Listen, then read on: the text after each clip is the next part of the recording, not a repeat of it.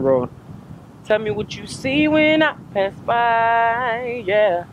A shadow, a cloud, or a line in the sky, yo. Am I getting you wrong or am I getting you right? 'Cause all I can take is one step at a time. Look. Hello everybody, my name is Kevin Parker, better known as Kevinderrrr. I'm 21 years old. I'm an aspiring musician, artist, singer-songwriter. Grew up in Annapolis pretty much all my life. Went to Annapolis High School for a short period of time. Went to Chesapeake High School, short period of time. Wound up finally finding a home at Broadneck Senior High School, where I studied music all throughout high school, all 4 years, music. Um, and I pretty much have a family full of singers. All of my family, between my sisters, my cousins, my cousin Kelly, she's a very talented songwriter and singer. My cousin Michael, very talented songwriter and singer.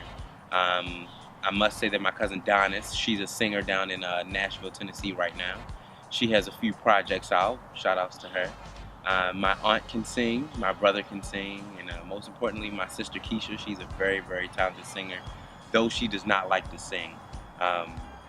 She needs to get out there more, but she doesn't want to. And that's, I respect her decision, but she can sing as well. So I have a very, very talented family.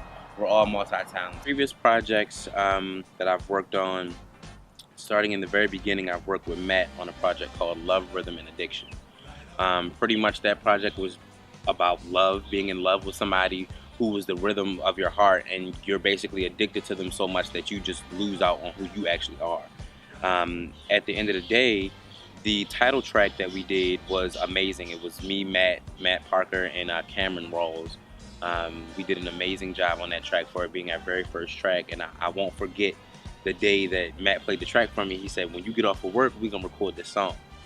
So I said, well, I don't have no words. He was like, don't worry about it, you'll get it just like that. The beat was fire. And I was working at Target at the time. He dropped me off at work. 4 hours later, I come home. We in the studio recording the track. Came out really, really well. Got very good feedback from it. It was the very first track that we used auto-tune for, because at the time auto-tune was hot. And it came out really, really well. So that was pretty much the beginning. After that, we recorded a few other songs. My favorite song of all time has to be Party Life, which features L Dollars, or Talisha. And that song didn't take too long to write. It only took maybe about an hour to write.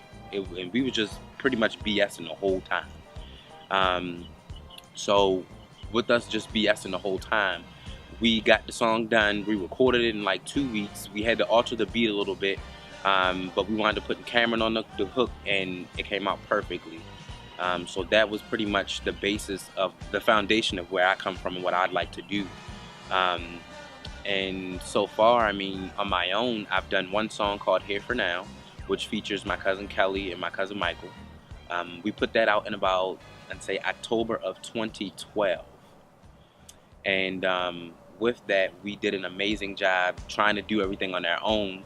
And we got some really positive feedback from it. And Kelly did an amazing job with writing the song. I co-wrote most of the song with her. But she did a majority of the work and did an amazing job. I performed, I think, 3 times with the Whisky, once with Matt Parker and once with DAVONNE. I've also performed at the Speakeasy live events twice. And I'll first speak on performing at the Whisky. Performing at the Whisky is amazing. It's like being around a group of your friends, you're at a party.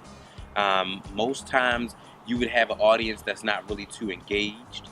But I mean, they were fun. They were people who, you know, wanted to basically have a drink and have a good time. So that's basically what the Whisky was like.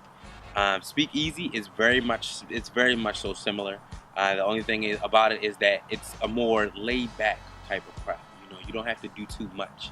At Speakeasy, they invite you to come back, invite you to bring somebody with you, and that's the whole benefit of being there. It's an open mic. You can do whatever you feel free to do. Vocally, if you like to draw, you can draw, paint. If you wanted to sell jewelry, it's very, very open. And they make it very comfortable, so shout out to Rich Rocket for that. And I haven't performed recently, and that's just by choice, only because I've been working on a lot of things vocally, trying to get myself together and prepare myself for this summer. with all the new material that's about to come out. I don't want to I don't want to have to compete with myself. And I don't want to leak things that aren't set in stone, basically putting tracks out that aren't mine. So just taking my time with everything, and hopefully we'll have some live performances now. Rest in peace to the Whisky, since that's gone. But hopefully I have a couple live performances around town with a couple people. We'll see how that kicks off. So about to do big things, a tour maybe. Thinking about quitting my job and going on tour. So one of my dreams, but who knows, anything can happen between now and then.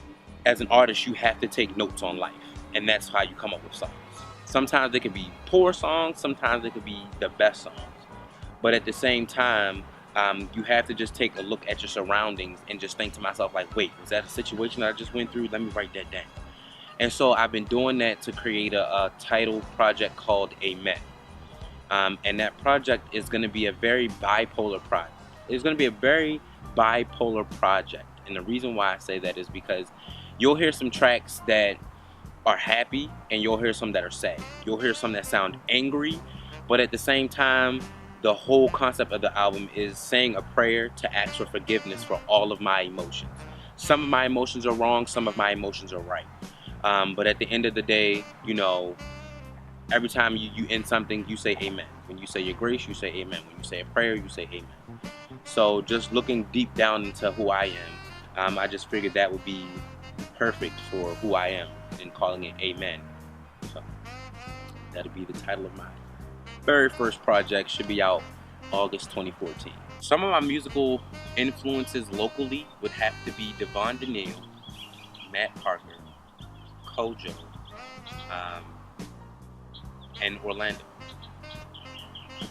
I don't really speak much about anybody else besides Matt and DAVONNE, only because of the fact that I work well with Matt. Matt is basically like Timberland to me. You know, that's my musical partner. I'm Missy, he's Timberland, that's my musical partner. We make bomb-ass music together. It's never failed. DAVONNE, she's a talented singer. Met her in high school. Ever since then, it's just been crazy when we get together. I don't think we've ever had a falling out or anything like that where we're arguing or anything, but you know, she's very laid back, she's very cool, she's suave. The thing that I like most about her is that she knows exactly what she wants. And if it's not DAVONNE's Danielle, if it's not her way, then that's okay. You know what I'm saying? She'll still work with what she has. And that, I have to appreciate that as an artist, because you're not always gonna have the lights, the makeup team, the cameras. You're not always gonna have that. Your mic might be broke. You know what I'm saying? You have to work with what you got, and she's okay with that. You don't always have to indulge in doing what everybody else is doing. But at the same time, I feel like I could be doing greater things had I had went to college and networked with the right people, got real with the right people. I could be doing greater things in life. So I feel like if I had went to college, who knows, I could be working underneath some of the best producers right now. Not only that, I could be doing what I love to do, which is marketing. I love marketing and promotions. That's just who I've become over the years, and I'm going back to school. So hopefully that'll be something that would be something that grabs my life and makes me a better person once I come out of school. And who knows, I mean, there's always room for progression. Life isn't about, you know, oh, you made a mistake, now you're in trouble. It's about, oh, you made a mistake, what did you learn from it? How are you gonna make yourself better from that? And I'm grateful for all the gifts that has been given unto me. I'm grateful for all the people that's been in and out of my life. I'm more grateful for my mom, who's taught me a lot. She always taught me that if you don't make mistakes, you're not living life. And I was never beat as a child. I never got, you know, excuse my language, most people say they got their ass whooped, you know, whatever. I never had that. I always got punished in the weirdest ways. So I will never forget one day I was living in Bywaters, and I got suspended from school for disturbing the peace, is what they called it, or disrupting the classroom. And I got suspended for 2 days. And I come home, I let my mom know, hey, I got suspended. She said, I'm not gonna put my hands on you. You know, I'm not that type of mother. But what I am gonna do is I'm gonna send you on a task to find a 4-leaf clover. And I'm thinking to myself, we in the middle of Bywaters, where there's like no grass. where am I gonna find a 4-leaf clover from? So pretty much what she did was she told me that from the time I left for school until the time I got off the bus to come in the house from school, I had that much time to find a 4-leaf clover. If I did not find it, I'd be out doing the same thing tomorrow and I wouldn't get any rest.